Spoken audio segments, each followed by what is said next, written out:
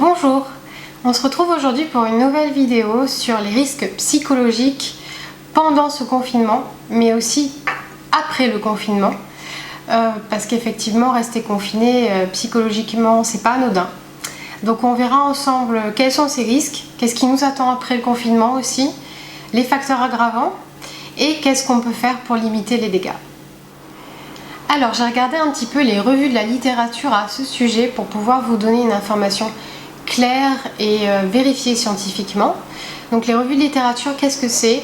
C'est un chercheur en fait qui va rassembler tout un tas d'études qui ont été faites sur le sujet pour pouvoir nous dire qu'est-ce qu'on sait vraiment de ce sujet et s'il y a eu des consensus, donc s'il y a eu des chercheurs qui se sont mis d'accord finalement sur le sujet ou non. Donc voilà, ce que j'ai pu voir déjà, c'est qu'il y avait quand même très peu d'études qui ont été faites sur le sujet, donc sur les risques psychologiques du confinement en général. Ça c'est un premier point. Ensuite, ce que j'ai pu remarquer, c'est que les cultures ne sont pas les mêmes dans les études, les maladies ne sont pas les mêmes. Il y a beaucoup d'études qui ont été faites sur Ebola notamment. Et ce que j'ai pu remarquer aussi, c'est que le temps de confinement n'est pas le même. Donc attention par rapport à ces petits aspects-là, à prendre quand même du recul. Néanmoins, je pense qu'elles peuvent quand même nous apporter pas mal de pistes de réflexion. Et oui, le symptôme que l'on retrouve le plus en ce moment est bien l'angoisse. Il peut y avoir plusieurs origines, mais en tout cas le contexte actuel est déjà assez anxiogène. Il faut savoir que quand il y a un manque d'informations, des informations peu fiables ou des manques de précision, par exemple quant à ce virus, parce que c'est vrai qu'on est quand même assez ignorant par rapport à son origine, sa propagation ou même à la guérison en général. Tout ça provoque beaucoup d'angoisse parce qu'on a tendance finalement à imaginer le pire. Alors les recommandations que je pourrais faire par rapport à ça. Arrêtez de regarder les informations, les reportages, les témoignages, les fake news toute la journée. Déjà sélectionnez une source d'information qui est officielle et qui est vérifiée. Informez-vous une fois par jour et c'est suffisant. Autre chose, ne focalisez pas toute votre énergie sur le coronavirus. Essayez de penser un peu à autre chose. Faites des listes dans la journée de choses que vous devez faire, des nouveaux objectifs que vous vous fixez. Profitez pour faire un travail personnel sur vous-même. Faites-vous plaisir dans la mesure du possible. Et si les manifestations anxieuses persistent et s'aggravent, contactez un psychologue. En effet, beaucoup de patients que je consulte par téléphone me parlent de conflits durant ce confinement. On ne peut pas faire ce que l'on veut, donc ça provoque quand même beaucoup de frustration. On doit se dire non, on doit dire non à nos enfants, on doit dire non à nos envies, à certains de nos besoins aussi. Tout ça provoque de la frustration.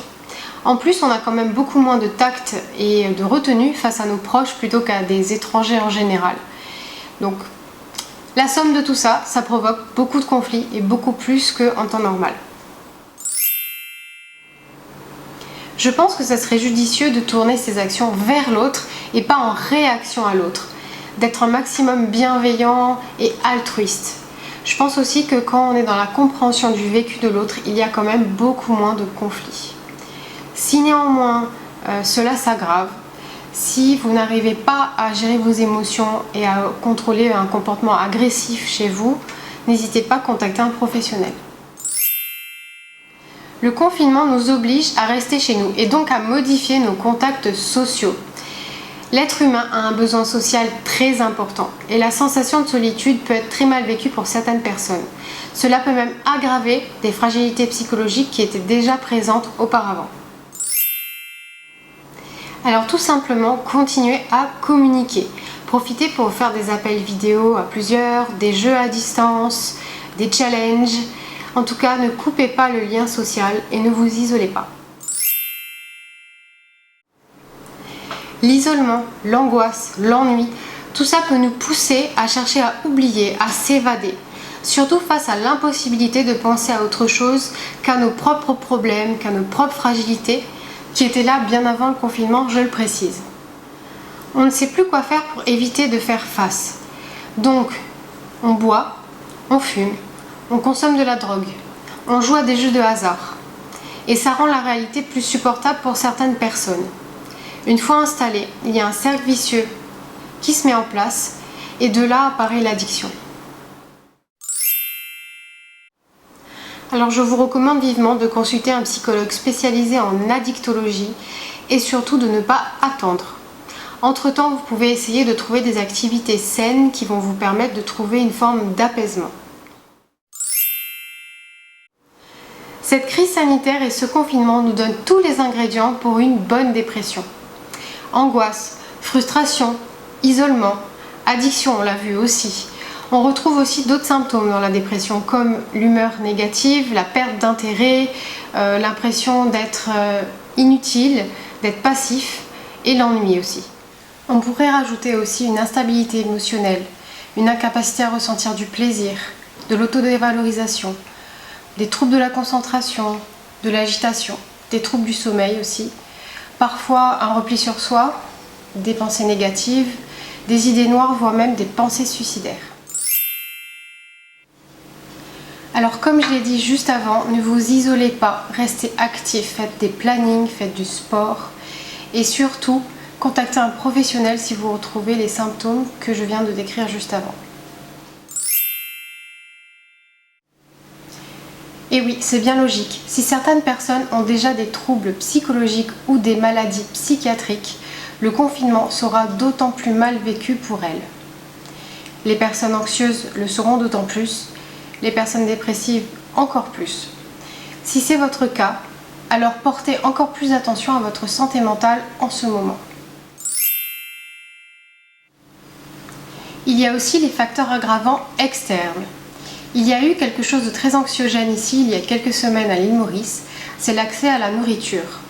Et oui, si vous n'avez pas accès de manière confortable à de l'eau, à de la nourriture, à un toit pour dormir, bref, aux besoins primaires, cela risque de provoquer beaucoup d'anxiété. Les personnes effectivement n'avaient pas eu le temps de faire un stock de nourriture suffisant et les supermarchés avaient fermé leurs portes brutalement. L'aspect économique reste quelque chose de stressant pour l'avenir. En effet, de nombreuses personnes risquent de perdre leur emploi et des entreprises devront mettre la clé sous la porte. De nombreuses études ont montré une augmentation des troubles psychologiques après le confinement. On nous demande de rester en confinement, de ne pas sortir, ce qui peut donner l'impression de nous demander d'être passifs, alors que pas du tout. Nous restons actifs et utiles en restant chez nous. En psychologie, se laisser aller dans une position passive ne nous aide pas à progresser, alors que d'être actif nous permet d'aller vers le processus de guérison. Les personnes qui vont se laisser aller dans une position de sujet passif risquent vraiment de s'effondrer psychologiquement. Je suis allée voir ce que disent les études en psychologie, notamment sur la psychologie de l'enfermement, donc des détenus. Je ne nous compare pas à des prisonniers, mais on peut faire quand même un parallèle avec le confinement. On peut remarquer que certains détenus en ressortent avec un travail personnel très poussé et d'autres non. Je pense que être actif aide énormément. En suivi aussi, le patient a cette position active dans sa propre thérapie. Essayez de changer votre vision des choses et ça aura forcément un impact sur vos actions et sur vous en général. Pour finir, les études montrent que plus on comprend le pourquoi du confinement, mieux on arrive à le supporter et à le vivre positivement. C'est encore une fois une façon d'être actif, mais là dans son devoir de citoyen pour protéger les autres et pour protéger les plus vulnérables. C'est un comportement altruiste. Et quand on a conscience de tout cela, ça nous aide et c'est beaucoup plus facile.